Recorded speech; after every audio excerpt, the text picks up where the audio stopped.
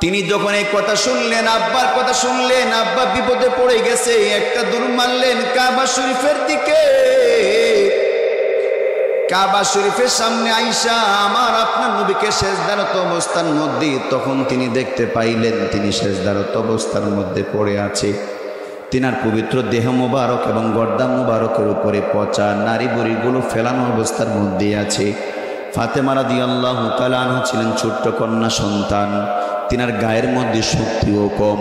অনেক কষ্ট করে নারী বুড়িগুলো সেই জায়গা থেকে সরাইতে আরম্ভ করলেন। সরানোর পরে আমার আপনার নবী তখন সেজদা থেকে মাথা উঠাইয়া তাসাউ দুরূদ শরীফ পড়ে ডানে বামে সালাম ফিরাইলেন। ফিরানোর পর ফাতেমা রাদিয়াল্লাহু তাআলা আনহা কান্নায় ভেঙে পড়লেন, আব্বা জান, আপনার বংশের কাছের লোকেরা আপনার উপর এভাবে জুলুম অত্যাচার করে আপনি কিভাবে এতদিন আর সহ্য করবেন? এদের ব্যাপারে আপনি আল্লাহর কাছে বদদুয়া করেন। আমার আপনার নবী ফাতেমা রাদিয়াল্লাহু তাআলা আনহার কথা শোনার পর তখন তিনি কাবা শরীফের সামনে দাঁড়াইলেন, দুইটা হাত উত্তোলন করলেন, এই বড় বড় ডাকাতের ব্যাপারে তখন বদদুয়া করলেন, আল্লাহুম্মা আলাইকা আবা জাহলিন, আল্লাহ আবু জাহালকে তুমি ধ্বংস করো। আল্লাহুম্মা আলাইকা আবা লাহাবিন, আবু লাহাবরে তুমি পাকড়াও করো। আল্লাহুম্মা আলাইকা ওয়ালিদ ইবনে মুগীরা, ওয়ালিদ ইবনে মুগীরারে তুমি পাকড়াও করো। আব্দুল্লাহ বিন মাসউদ বললেন, কাবা শরীফের সামনে দাঁড়াইয়া আমার আপনার নবী যে সমস্ত কাফেরের ব্যাপারে বদদুয়া করেছিলেন আমার আল্লাহ তাআলা সবগুলো বদদুয়া কবুল করেছেন। সবগুলো দুশমনরে মুসলমানরা বদরের যুদ্ধের মধ্যে কুচু কাটা করে জাহান্নামের মধ্যে পৌঁছে দিয়েছে।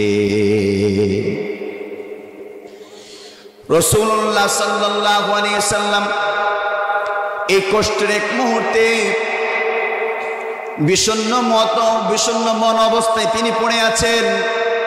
হযরত জিবরাইল ডেকে বললেন, ইয়া রাসূলুল্লাহ, আপনি কেন এমন করে আপনার মনটা বার করে আপনি বসে আছেন? আমার আল্লাহর নবী ডেকে বললেন, ভাই জিবরাইল, আমার বংশের লোকেরা আমার সাথে জুলুম অত্যাচার করে আমার উপর নির্যাতন তারা করে, আমাকে তারা মারার জন্য বারবার আসে।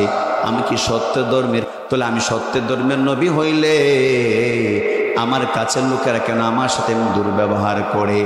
জিবরাইল ডেকে বলেন, ইয়া রাসূলুল্লাহ, আমি আপনাকে একটা জড় পদার্থ, একটা গাছের মাধ্যমে আপনার বরাবরই একটা সাক্ষ্য গ্রহণ করাইতে চাই, আপনি একটু খালি দেখবেন। আল্লাহ নবী বললেন, কিভাবে সাক্ষ্য তুমি গ্রহণ করাইবা? তখন জিবরাইল আলাইহিস সালাতু ওয়াস সালাম বললেন, ইয়া রাসূলুল্লাহ, আপনি এখানের মধ্যে দাঁড়ায় আছেন, ওই যে দূরের মধ্যে একটা বড় গাছ দেখা যায়, ওই গাছকে আপনি লক্ষ্য করে একবার ইশারা করবেন, দেখবেন গাছ আপনার সাথে কেমন আচরণ করে।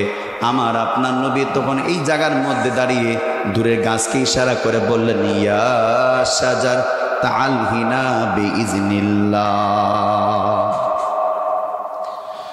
আমার আপনার নবী যখন এখান থেকে দূর থেকে গাছকে লক্ষ্য করে বললেন, হে গাছ, আল্লাহর হুকুমে এই জায়গার মধ্যে চলে আসো। নবী গাছকে লক্ষ্য করে খেয়াল করলেন, লক্ষ্য করে নবী কথা বললেন, আর গাছ ওই জায়গার মধ্যে স্থির থাকতে পারলেন না। গাছ তার সমস্ত শেকড় সহকারে, গোড়া সহকারে আমার আপনার নবীর ইশারা শোনার সাথে সাথে, ডাক শোনার সাথে সাথে তার সমস্ত কিছু নিয়ে আমার আপনার নবীর সামনে দণ্ডায়মান হয়ে গেছেন।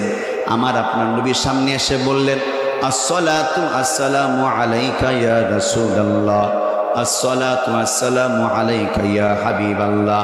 ওগো আল্লাহর বন্ধু, ওগো আল্লাহর রাসূল, আপনার উপরে শান্তি এবং দুরূদ বর্ষিত হোক, বলেন সুবহানাল্লাহ।